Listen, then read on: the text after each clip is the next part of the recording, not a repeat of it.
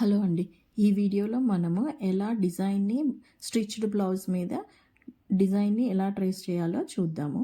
First iron చేసుకోవాలండి. స్లీవ్స్‌ని సెంటర్‌కి వచ్చేటట్టు ఐరన్ చేసుకొని కరెక్ట్‌గా డిజైన్ అండ్ ట్రేసింగ్ పేపర్ అండి. White colour tracing paper use చేస్తున్నాను నేను. ఎందుకంటే ఇది డార్క్ కలర్‌లో ఉంది కదా బ్లౌజ్. అది మనం సెంటర్‌లో వచ్చేటట్టు పెట్టుకోవాలి. డిజైన్‌ని ఎగ్జాక్ట్‌గా కట్ చేసుకోవాలండి. ఎక్కువ పెద్దగా కట్ చేసుకుంటే మనకి అది సెంటర్‌లో వస్తుందా, సైడ్‌కి వస్తుందా తెలీదు. అందుకే ప్రాపర్ సైజ్‌ని 2 కరెక్ట్‌గా కట్ చేసుకొని పెడుతున్నాను. ఇది పేపర్ టేప్ అండి. దీన్ని మాస్కింగ్ టేప్ అని కూడా అంటారండి. ఇది పెయింటింగ్ దానికి యూజ్ చేస్తారనమాట. పేపర్ టేప్ మనకి ఎక్కడైనా దొరుకుతుంది. దీన్ని యాక్చువల్‌గా కదలకుండా పెట్టుకోవాలి. మనం ట్రేస్ చేసేటప్పుడు పేపర్ అటు ఇటు షిఫ్ట్ అవుతూ ఉంటుంది. అలా కాకుండా అసలు కదలకుండా ఫస్ట్ పెట్టుకొని దాని తర్వాత ట్రేస్ చేయడం స్టార్ట్ చేయాలండి. నేను డిజైన్ పెన్సిల్‌తో చేశాను. అందుకే ఇప్పుడు పెన్ తోటి ట్రేస్ చేస్తున్నాను. మనము ఎక్కడి వరకు ట్రేస్ చేసామో ఈజీగా తెలుస్తుందనమాట. డిఫరెంట్ కలర్ పెన్ తోటి చేసాము అని అంటే. కొంచెము గట్టిగా ప్రెషర్ పెట్టి చేసుకోవాలి.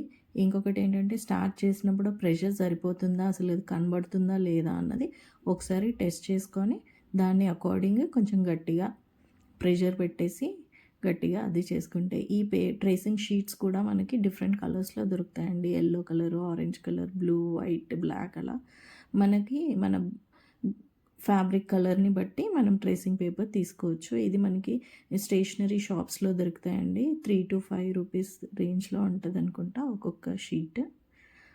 మనము స్టార్టింగ్ నుంచి ఎండింగ్ వరకు అసలు ఏది మిస్ అవ్వకుండా నీట్గా అన్నీ డ్రా చేసుకోవాలి. ఎందుకంటే ట్రేసింగ్ అన్నది, డిజైన్ అన్నది చాలా ఇంపార్టెంట్ అండి.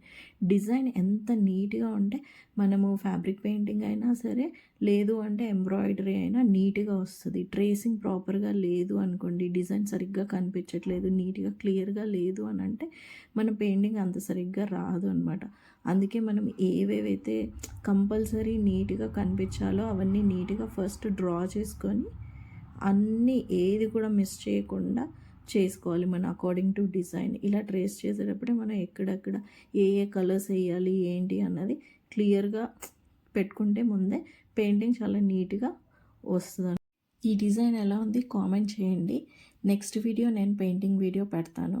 మీకేమన్నా ఫ్యాబ్రిక్ పెయింటింగ్లో డౌట్స్ ఉంటే ప్లీజ్ మెసేజ్ చేయండి. Like and share.